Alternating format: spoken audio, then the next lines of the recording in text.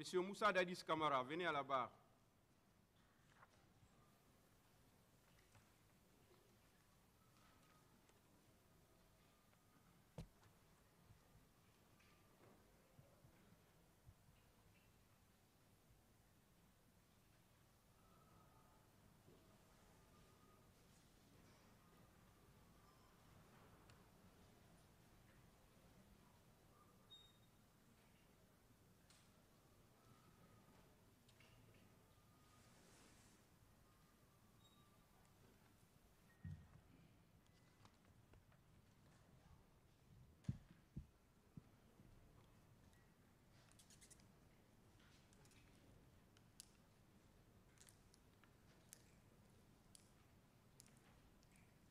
Monsieur, on vous attend.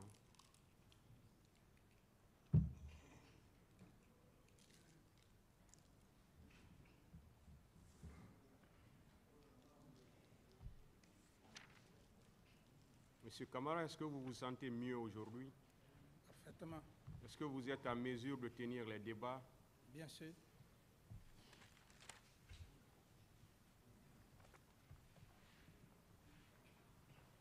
Vous voulez vous asseoir ou vous préférez vous arrêter? Oui, je préfère m'asseoir. D'accord. Placez la chaise derrière lui. Et par intermittence, avec votre permission, je peux également aussi me lever lorsque... Je n'ai pas compris. Je dis par intermittence, si j'ai besoin de me lever aussi, les deux à la fois. D'accord. Placez la chaise d'abord, s'il vous plaît, pour lui.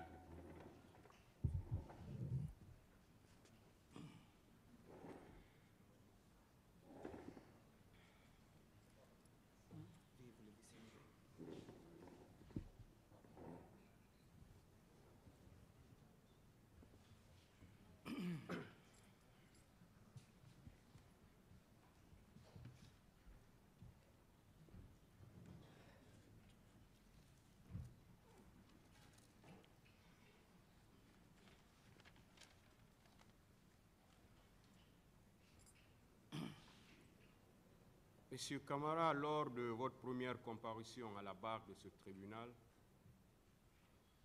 on vous avait notifié les faits pour lesquels vous comparaissez devant ce tribunal. Et à la question de savoir si vous les reconnaissez, vous avez répondu par la négative. Parfaitement.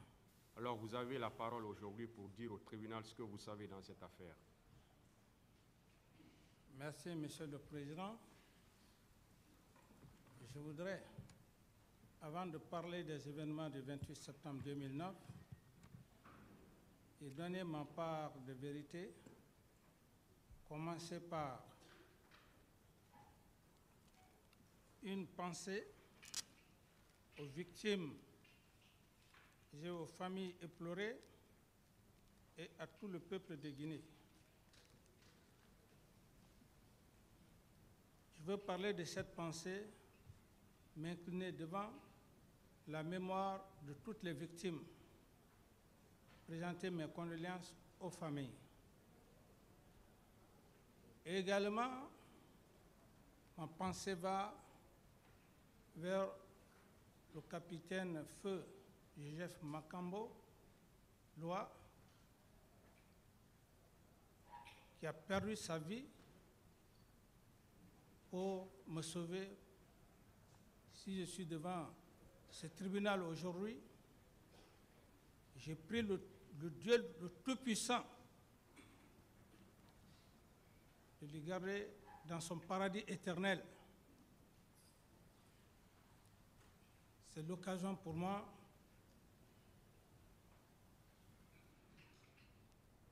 de vous dire en toute sincérité, cet homme, depuis que je suis venu, à chaque événement, ou même pour la surprise que M. Toumba Diakité a eu à me faire à la maison centrale, j'étais sérieusement perturbé. Et je ne voulais pas en ce moment vous le dire, donc une parfaite insécurité. un homme qui a tenté de vous assassiner, par la grâce de Dieu, par ma force, que cet homme surgit devant vous pour se repentir. Je ne voyais que feu Joseph Makambo. Et j'en passe. Je n'ai pas fait cas parce que je suis un officier d'état-major. Et comme je l'avais dit, un officier d'état-major, c'est cet homme qui est cadré, qui peut se ressaisir dans certains événements. Un officier d'état-major, c'est cet homme qui accepte de respecter la loi, de se présenter devant son peuple. Je suis capitaine et je mourrai capitaine. C'est ce que je mérite, c'est ce que j'ai eu au sein des forces armées guinéennes par la bravoure de toute l'armée guinéenne. Si je suis devant vous, Monsieur le Président, sachez que c'est mon patriotisme qui me fait venir ici, Monsieur le Président. Autrement, je ne serai plus là. Ou tout au moins, je n'allais pas accepter de venir. J'ai fait à peu près les 13 ans au Burkina Faso. J'ai toute la latitude d'avoir la nationalité de ce peuple, car c'est ce peuple qui m'a adopté, c'est ce peuple qui a fait de moi ce que je suis. Donc un peuple éternellement reconnaissant, un peuple que je prie Dieu afin que la grâce de Dieu puisse combler les nouvelles autorités afin de lutter contre le terrorisme qui sévit sur cette patrie, pays des hommes intègres, afin que le pays recouvre toute la liberté de son territoire. Monsieur le Président, avant d'entamer l'essentiel, je tiens personnellement à remercier le chef de l'État, le colonel Mamadi Doumbouya, chef suprême des armées, et son ministre de la Justice, garde des Sceaux et tous les membres du gouvernement d'avoir accepté que ce procès échoue. Je m'explique. La vie d'un homme, c'est quoi? La vie d'un homme, c'est l'honneur. C'est pourquoi je le remercie, je remercie le président Doumbouya. Mon honneur en dépendait. Ce n'est pas l'argent. On peut tout perdre dans la vie. Mais il ne faut pas perdre l'honneur. Je suis venu devant vous, Monsieur le Président, devant votre peuple, pour vous dire que cet homme qui est devant vous, c'est un homme sincère, honnête, patriote. Il n'est venu nulle part, Monsieur le Président. Son père, mon géniteur, fut le premier chauffeur de votre aîné, feu Maître Makati. Je vous prie, Monsieur le Président, et les éminents magistrats, de bien vouloir,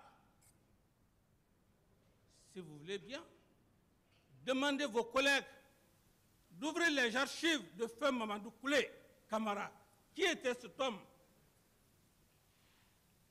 Ou tout au moins que vos collègues essayent de mener des enquêtes. Est-ce le géniteur de celui qu'on a appris ou entendu, capitaine Moussa Dadis Camara, président de la Guinée, est-ce que son père fut-il un menteur, un assassin, un homme généreux? Oui. Ce sont ces veines qui coulent dans mon sang.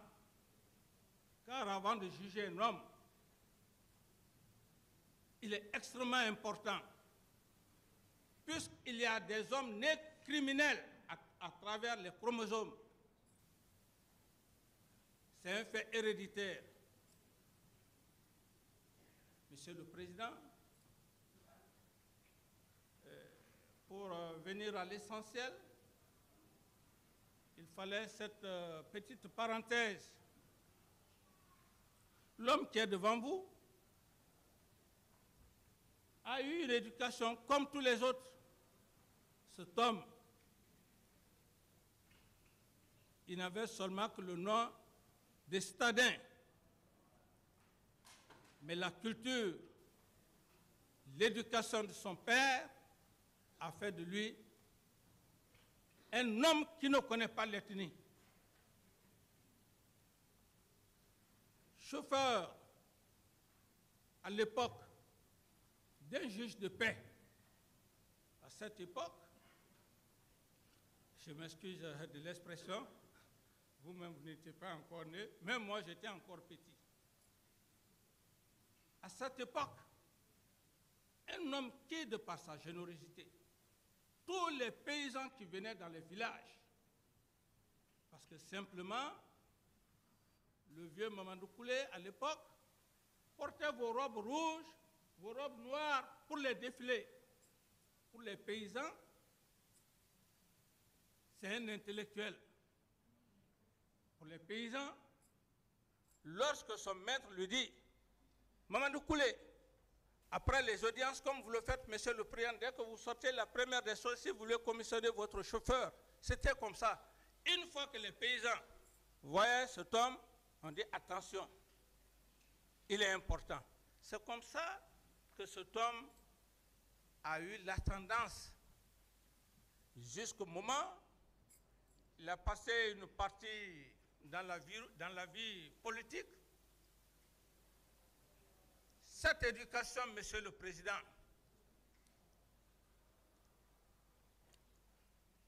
n'aurait pas été prévue pour nous. Cet homme nous privait. Il n'avait pas besoin de dire tel vient de quel village. Je l'ai vécu. C'est ce qui a fait que je me suis battu pour votre peuple, monsieur le président. Ce n'est pas un fait de hasard. L'homme,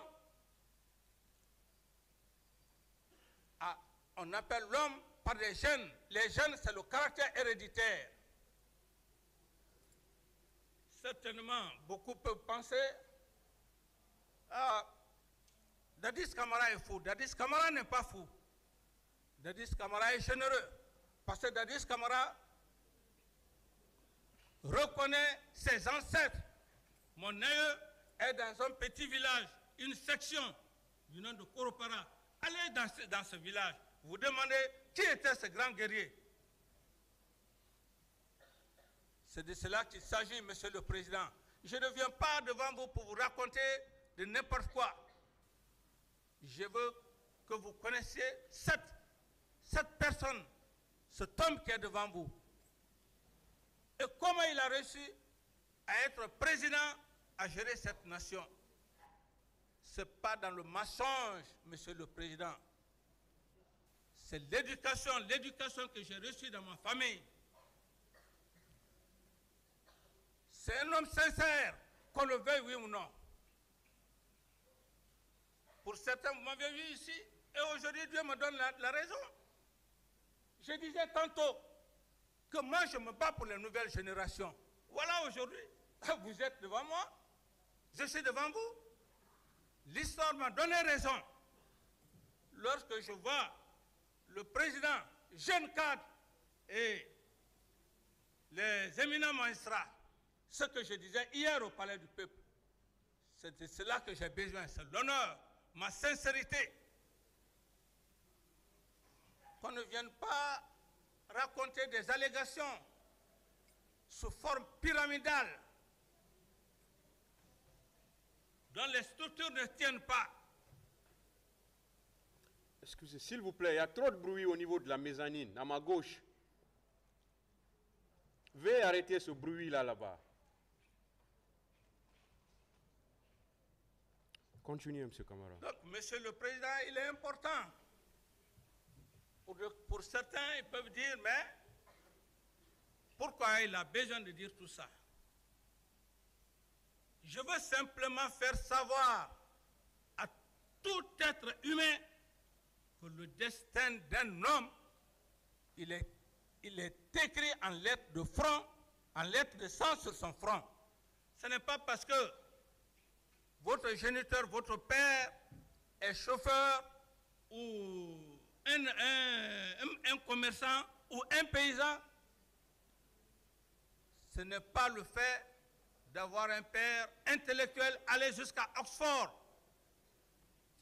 Je veux simplement donner courage à la nouvelle génération pour dire que le destin, il est inviolable et que chaque citoyen, chaque enfant doit travailler, attendre son destin. Le destin est plus fort que tout être humain. Si j'en viens à ce niveau, Monsieur le Président, je voudrais vous dire que pendant tout le temps que j'ai passé dans le box des accusés, j'étais perturbé. Perturbé en ce sens que il y a eu des allégations de nature à me faire paraître autre chose. Sinon, Monsieur le Président, je ne venais pas devant votre bar pour dire tout ça. Parce que l'officier d'état-major, c'est ce qui différencie l'officier d'état-major aux autres officiers. Il s'adapte à toutes les circonstances, à toutes les réalités qui se présentent. Je ne venais pas devant vous, Monsieur le Président, pour vous dire tout ça. Je venais juste pour m'attaquer directement aux faits des événements du 28 septembre.